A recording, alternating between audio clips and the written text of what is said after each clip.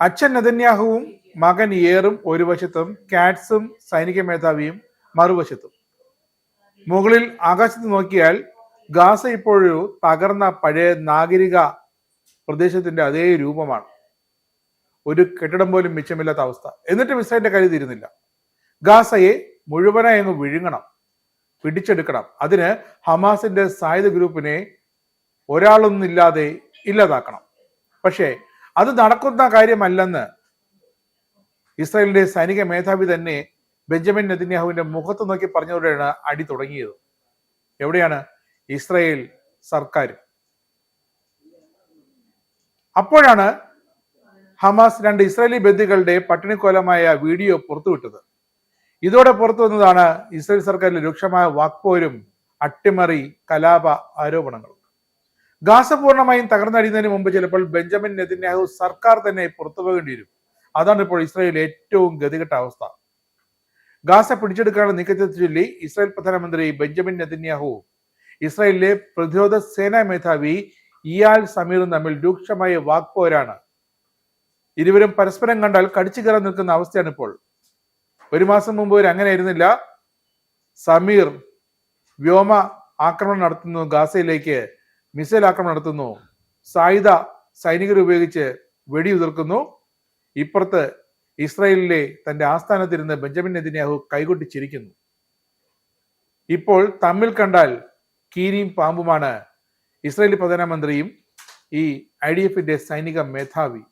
അതായി ഗതികേട്.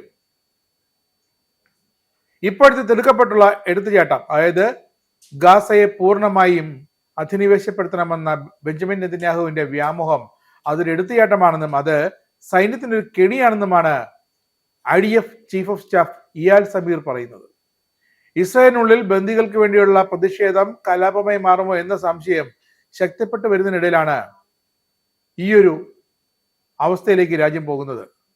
ഇസ്രായേലിലെ ജനത തങ്ങളുടെ ഇസ്രായേലികളായ ബന്ദികളെ മോചിപ്പിക്കണമെന്നാവശ്യപ്പെട്ട് പ്രതിഷേധം ഇസ്രായേലിനകത്ത് തുടങ്ങിയപ്പോൾ ഹമാസിനെയും ഗാസയിലെ മറ്റ് സാധാരണക്കാരെയും ആക്രമിച്ച് എന്ത് വില നൽകിയാലും ബന്ദികളെ മോചിപ്പിക്കണമെന്ന നിർദ്ദേശമാണ് ബെഞ്ചമിൻ നെതന്യാഹു സൈനിക മേധാവി സമീർ നൽകിയത്. പറ്റില്ലെങ്കിൽ കളഞ്ഞിട്ട് പോകാനും സമീറിനോട് ബെഞ്ചമിൻ നെതന്യാഹു ദിവസങ്ങൾക്ക് മുമ്പാണ് ആവശ്യപ്പെട്ടത്. കടക്ക് പുറത്തുന്ന രീതിയിലുള്ള നെതന്യാഹുവിന്റെ വാക്കുകളോട് കടുത്ത രീതിയിൽ തന്നെയാണ് സമീർ പ്രതികരിച്ചത്.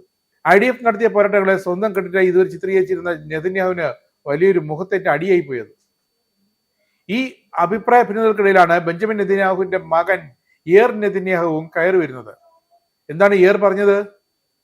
തന്റെ പിതാവിനെതിരെ, ഇസ്രായേൽ സർക്കാരിനെതിരെ കലാപം, അട്ടിമറി ശ്രമം, ഇത് രണ്ടിനും പിന്നിൽ ഇയാൽ സമീർ എന്നാണ് ഇപ്പോൾ യേർ നെതന്യാഹു ആരോപിച്ചത്. ബെഞ്ചമിൻ നെതന്യാഹു പോലും പറയാൻ മടിച്ചൊരു കാര്യമാണ് മകൻ യേർ നെതന്യാഹു തുറന്നടിച്ചത്. ഇയാൽ സമീറിനെ IDF മേധാവിയാക്കിയതിൽ പ്രതിരോധ മന്ത്രി ഇസ്രായേൽ കാറ്റ്സിനെയും യേർ, അതായത് ബെഞ്ചമിൻ നെതന്യാഹു മകൻ പ്രതിക്കൂട്ടിലാക്കി. ആരെങ്കിലും പറഞ്ഞു തുടങ്ങി വെക്കണമല്ലോ.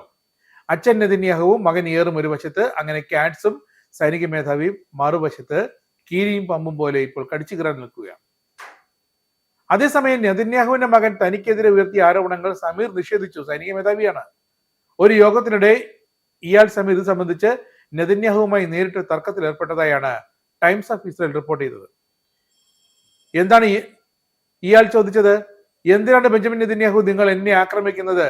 ഒരു യുദ്ധത്തിൽ ബന്ദികളെ തടവിലാക്കിയെന്ന് കരുതുന്ന പ്രദേശങ്ങളിൽ കരസേനാ പ്രവർത്തനങ്ങൾ വ്യാപിപ്പിക്കുന്നത് അതൊരു കെണിയാണ്. അവശേഷിക്കുന്ന സൈനികരുടെ ജീവൻ അപായപ്പെടുത്തുമെന്ന മുന്നറിയിപ്പാണ് ഹമാസ് നൽകുന്നതെന്നാണ് ഇപ്പോൾ IDF പറയുന്നത്. ബന്ദികൾക്കൊപ്പം സൈനികരുടെ ജീവനും കൂടുതൽ അപകടത്തിലാക്കുന്ന നീക്കമായിരിക്കും അതെന്നാണ് IDF മേധാവി നൽകിയ മുന്നറിയിപ്പ്. ഇതോടെ IDF മേധാവിയെ ന്യായീകരിച്ചുകൊണ്ട് ഇസ്രായേലി പ്രധാനമന്ത്രി ഇസ്രായേൽ കാറ്റ്സും രംഗത്തെത്തി. ഇതോടെയാണ് സ്ഥിതിഗതികൾ കൂടുതൽ ഗൗരവപൂർണവും വഷളുമായത്. ഇയാൽ സമീറിനെ IDFന്റെ സൈനിക മേധാവിയായി ശുപാർശ ചെയ്തത് താൻ തന്നെയാണെന്നും അതിന് മന്ത്രിസഭയുടെ അംഗീകാരം നൽകിയത് ഇതേ ബെഞ്ചമിൻ നെതന്യാഹു ആണെന്നും ഇസ്രായേൽ കാറ്റ്സ് പറയുന്നു.